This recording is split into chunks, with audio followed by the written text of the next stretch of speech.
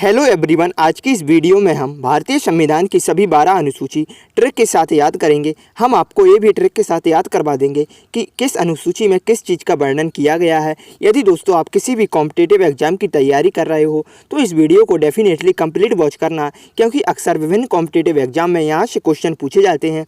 तो दोस्तों यदि आप भारतीय संविधान के 22 भाग याद करना चाहते हो तो हमने उस टॉपिक पर ऑलरेडी एक वीडियो बना दी है, उसकी लिंक आपको डिस्क्रिप्शन में मिल जाएगी।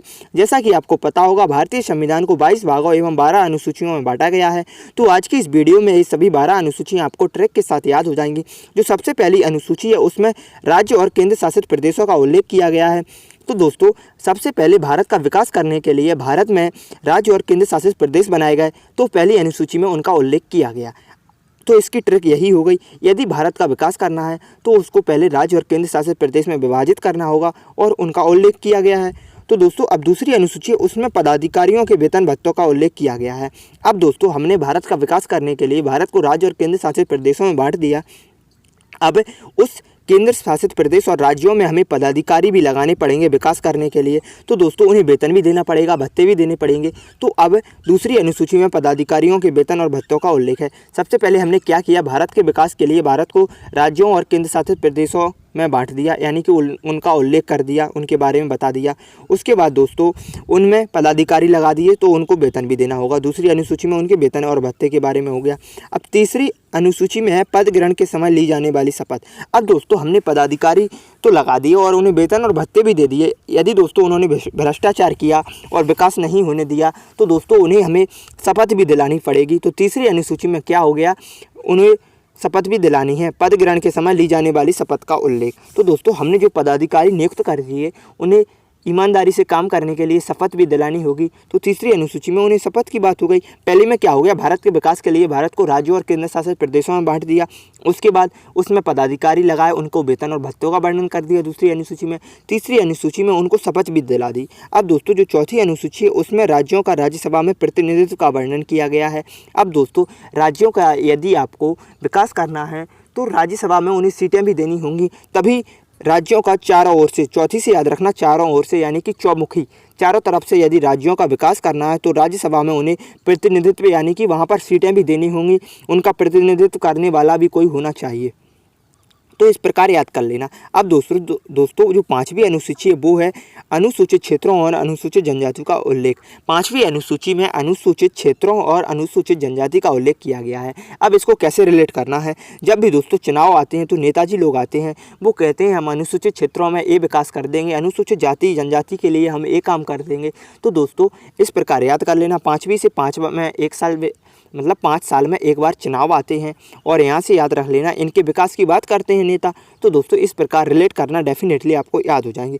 उसके बाद जो छठी अनुसूची है वो उसमें बताया गया है, छठी अनुसूची में बताया गया है असम, मेघालय, त्रिपुरा और मिजोरम के जनजातीय क्षेत्रों का उल्लेख।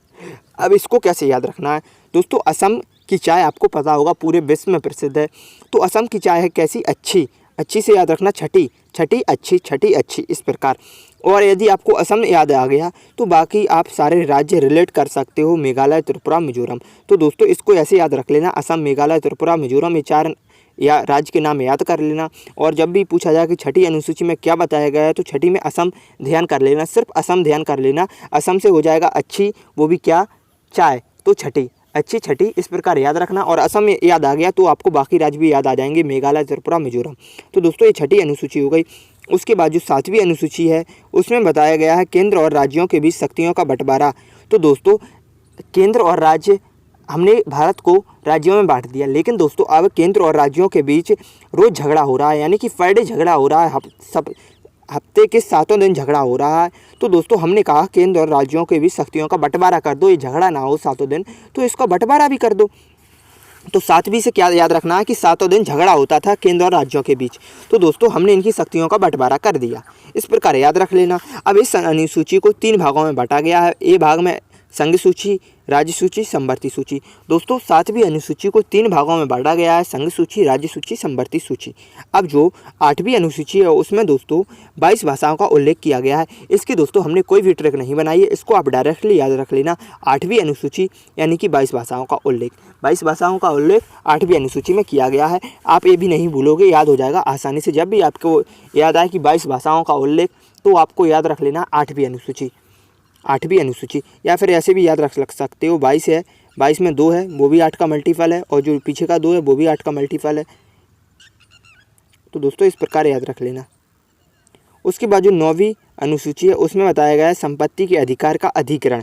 तो दोस्तों कोई व्यक्ति आपसे कह रहा है कि आप उसके संपत्ति पर अधिकार कर लो, किसी दूसरे की संपत्ति पर अधिकार कर लो, तो आपने कह दिया नो, नो बाबा नो, ये हमसे नहीं होगा, हम किसी दूसरे की संपत्ति को नहीं हड़प सकते, उस पर अधिकार हम नहीं कर सकते। किसी ने आपसे कहा कि संपत्ति का अधिकार का अधिग्रहण यानी कि दूसरे की संपत्ति हड़प लो आप, तो आपने कह दिया नो, नो, नो, नो से याद रख लेना 9वीं, नो बाबा नो।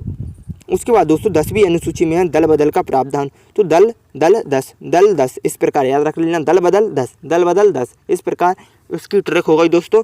दल बदल का प्रावधान 10वीं अनुसूची में किया गया है। उसके बाद दोस्तों जो 11वीं अनुसूची है, 11वीं अनुसूची, इसमें बताया गया है पंचायती राज्य संस्थाओं का उल्लेख। तो दोस्तों पंचायती से याद रखना पंचायत। और दोस्तों जब हम 11वीं कक्षा में होते हैं, यानी कि 11वीं कक्षा जब बोर्ड नहीं होती है, आपको पता होगा 10वीं और 12वीं बोर्ड होती है, लेकिन दोस्तों हम 11वीं कक्षा में मज़े करते हैं, क्योंकि वो बोर्ड नहीं है, मस्ती से पढ़ाई करते हैं। तो दोस्तों हम पंचायत बनाते हैं, स्कूल में जाते हैं, अपनी टीम बना लेते हैं, पंचायत करते हैं बैठकर। तो दोस्तों इस प्रकार याद रखना है, 11वीं कक्षा में हम पंचायत बनाते थे, अपनी टीम बना लेते थे और किसी भी टॉपिक पर डिस्कस करते रहते थे, या फिर कुछ भी बात करते रहते थे, यानी कि हम पंचायत बनाकर रहते थे। तो दोस्तों अब जो 12वीं अनुसूची है, 12वीं अनुसूची, अब दोस्तों 12वीं बोर्ड आ गई। 11वीं में तो हमने पंचायत बना ली, लेकिन अब 12वीं बोर्ड आ गई, तो आपके माता पिता ने आपको पढ़ने के लिए शहरी क्षेत्रों में भेज दिया, क्योंकि वहाँ पर थोड़ी बहुत अच्छी एजुकेशन हो, यह सोचकर आपको शहरी क्षेत्रों में भेज दिया। लेकिन वहाँ पर भी आपने अपना शासन चलाया, स्वशासन यानी कि अपना ही शासन चलाया। जो आप गांव में चलाते थे वही आपने शहरों में चलाया। तो दोस्तों इस प्रकार याद रख लेना, 12वीं अनुसूची में वर्णन किया गया है शहरी क्षेत्रों में स्वशासन संस्थाओं का प्रावधान, संस्थाओं का उल्लेख। तो दोस्तों आज की इस वीडियो में हमने आपको संविधान की सभी 12 अनुसूची ट्रिक के साथ याद करवा दी हैं। यदि आपको ये वीडियो पसंद आई हो तो लाइक करें, शेयर करें। धन्यवाद दोस्तों।